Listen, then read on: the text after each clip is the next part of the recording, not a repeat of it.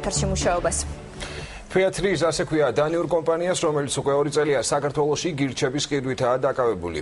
პოლიცების საშობაო ნაძვისხეები რაჭის ტყიდანაა და ის მთელ ევროპაში იყიდება. ფონდში სულ 8 ადგილობრივია დასაქმებული. ისინი სეზონზე საშუალოდ 20 ტონა გირჩს აგროვებენ. ვინ არიან კომპანიის ხელმძღვანელები და რითი ეხმარებიან ადგილობრივებს?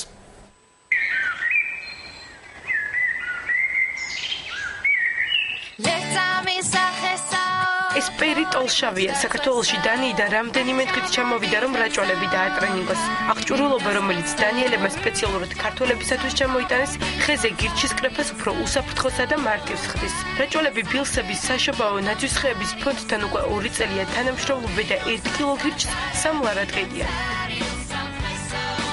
ჩვენ ამ გირჩებით ნაძვისხეები მოკლავს და შემდეგ ჩვენს ქვეყანაში ვყიდით. გირჩას მოკრეფა ძალიან სახიფათოა, სწორედ ამიტომ ეს აღჭურვილობები ჩამოვიტანეთ და გადავამზადეთ ის ადამიანები, ვინც ბოლსების ფონდთან თანამშრომლობს. მე მათ უსაფრთხოებაზე ვზრუნავ. ორკვირიანი დასაქმება წელიწადში მთელი როგორ გითხრათ შემოსავლის ერთ-ერთი ძირითადი წყარო. ეს იარაღები რომელიც ყველაზე კარგი არის ახლა. ჩვენთვის მაგალითად ჩვენთვის იარაღები არის. დაცული ხარ იქიდან არაფერ თუ კი რაღაცა დასავლი არ მოხდა, აღარ მოვარდები. ბოლსების სახელმწიფო ნაძვისხის ფონდმა ბიზნეს პარტნიორების გარდა სხვა დატვირთვაც აიღო თავის თავზე. ერთი გაყიდული ნაძვისგან 5 დანიური კრონი ავტომატურად ფონდის ანგარიშზე ივიწყება. ფონდი კი რაჭაში პრიორიტეტულად განათლებას, ჯანდაცვას და სოფლის მეურნეობის განვითარებას მიიჩნევს.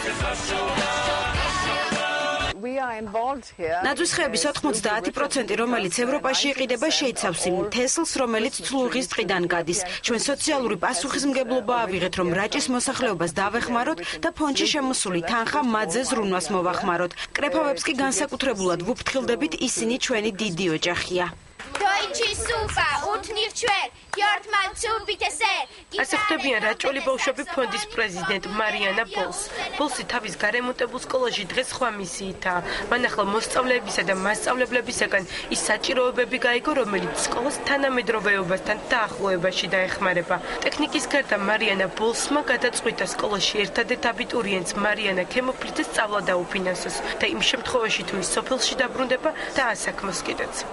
ეხლა რასაც ქალბატონი მარიანა ჩვენი სკოლისათვის აპირებს, ეს არის თანამედროვე ტექნიკის შემომატება იმისთვის, რომ მასწავლებლებმა კარგად აუწყონ ფეხის სიახლეებს. ქალაქში უფრო მეტი სამუშაო ადგილი კი არის, მაგრამ როგორც კონკურენცია იქ უფრო მეტია და სამუშაო ადგილები ხა როგორც ქალაქში საჭირო, ისე არის აქაც, ხო? ამიტომაც აუცილებლად ჩამოვარე ხა სოფელში და აქაც ბევრი, ასე ვთქვათ, ბევრი ადამიანი იქნება, რომელსაც დაჭირდება ჩემი დახმარება. რომელ სკოლაში? უკვე 3 წელია დანიელები საქართველოში ვიზიტის დროს რაჭველების ჯანმრთელობაზე ზრუნავენ. მათი ინიციატივით ამბროლაური საავადმყოფოში ყოველ წელს სხვადასხვა პროფილის ექიმები ჩამოდიან. წელს სამეცნიერო კვლევითი ცენტრის რედაქციის 9 სტომატოლოგი ბავშვებს გასინჯავს და საჩუქრებს გადასცემს. უასო გამოკვლევებს ვუტარებთ პაციენტებს, ძირითადად ბავშვებს, ბავშვთა ასაკში ხორციელდება ეს პროექტი. ამ შემთხვევაში ჩვენ სტომატოლოგების გუნდი ჩამოსული ვართ აქ იმისთვის, რომ ჩაუტაროთ ეს უასო გამოკვლევები და პლუს შემოვიტანოთ რაღაც ჯანმრთელობის ხელშეწყობის სხვა კომპონენტები, იგივე თერაპიული მოვლის საშუალებების შესახებ მივაწოდოთ მეტი ინფორმაცია და დავეხმაროთ ბავშვებს, რომ გამოიმუშაონ სწორი უნარჩვევები.